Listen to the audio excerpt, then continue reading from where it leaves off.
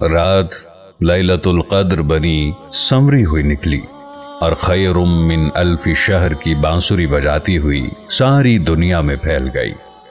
موکلان شب قدر نے من کل امر سلام کی سیجیں بچھا دی۔ ملائکان ملائے اعلیٰ نے تنزل الملائکۃ والروح فیہا کی شہنائیاں شام سے بجانی شروع کر دی۔ حوریں بِإِذْنِ رَبِّهِمْ کے پروانے ہاتھوں میں لے کر فردوس سے چل کھڑی ہوئیں، اور ہی حتی مطلع الفجر کی میعادی اجازت نے فرشتگان مغرب کو دنیا میں آنے کی رخصت دے دی۔ تارے نکلے اور طلوع مہتاب سے پہلے عروس کائنات کی مانگ میں موتی بھر کر غائب ہو گئے۔ چاند نکلا اور اس نے فضائے عالم کو اپنی نورانی ردائے سینی سے ڈھک دیا۔ آسمان کی گھومنے والی قوسیں آپ اپنے مرکز پر ٹھہر گئیں۔ بروج نے سیاروں کے پاؤں میں کیلیں ٹھونک دی۔ ہوا جنبش سے، افلاک گردش سے، زمین چکر سے اور دریا بہنے سے رک گئے۔ کارخانہ قدرت کسی مقدس مہمان کا خیر مقدم کرنے کے لیے رات کے بعد اور صبح سے پہلے بالکل خاموش ہو گیا۔ انتظام و اہتمام کی تکان نے چاند کی آنکھوں کو جھپکا دیا۔ نسیم سحری کی آنکھیں جوش خواب سے بند ہونے لگی۔ پھولوں میں نکھت، کلیوں میں خوشبو، کونپلوں میں مہک محو خواب ہو گئی۔ درختوں کے مشام خوشبوئے قدس سے ایسے مہکے کہ پتا پتا مخمور ہو کر سر بسجود ہو گیا۔ ناقوس نے مندروں میں بتوں کے سامنے سر جھکانے کے بہانے آنکھ جھپکائی، برہمن سجدے کے ہیلے سر بزمین ہو گیا۔ غرضے کے کائنات کا ذرہ ذرہ اور قطرہ قطرہ ایک منٹ کے لیے غیر متحرک ہو گیا۔ اس کے بعد وہ لمحہ آ گیا جس کے لیے یہ سب انتظامات تھے۔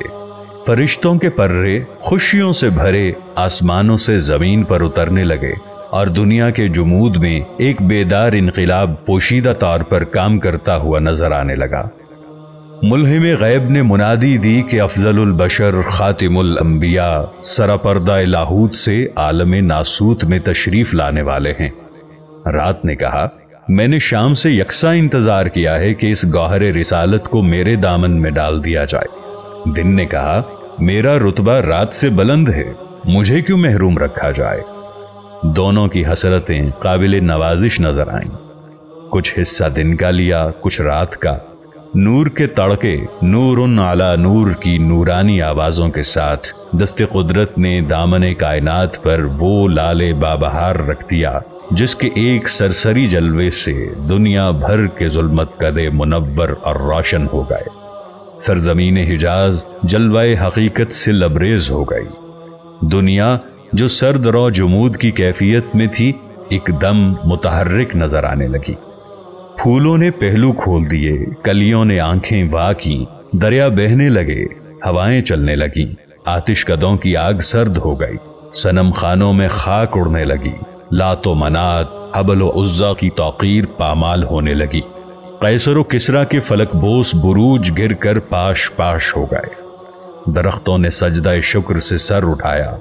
رات کچھ روٹھی ہوئی سی، چاند کچھ شرمایا ہوا سا، تارے نادم و محجوب ہو کر رخصت ہوئے اور آفتاب شان و فخر کے ساتھ مسرت و مباحات کے اجالے لیے ہوئے کرنوں کے ہار ہاتھ میں، قندیل نور تھال میں، ہزاروں ناز و ادا کے ساتھ افق مشرق سے نمایاں ہوا۔ حضرت عبداللہ کے گھر میں، آمنہ کی گود میں، عبد المطلب کے گھرانے میں، ہاشم کے خاندان میں اور مکہ کے ایک مقدس مکان میں خلاصہ کائنات، فخر موجودات، محبوب خدا، امام الانبیاء، خاتم النبیین، رحمت للعالمین، یعنی حضرت محمد مصطفیٰ احمد مجتبی صلی اللہ علیہ وآلہ وسلم تشریف فرمائے بصد عزت و جلال ہوئے۔ سبحان اللہ، ربیع الاول کی 12ویں تاریخ کتنی مقدس، جس نے ایسی سعادت پائی، اور پیر کا روز کتنا مبارک تھا جس میں حضور صلی اللہ علیہ وآلہ وسلم نے نزول اجلال فرمایا۔ فتبارک اللہ احسن الخالقین۔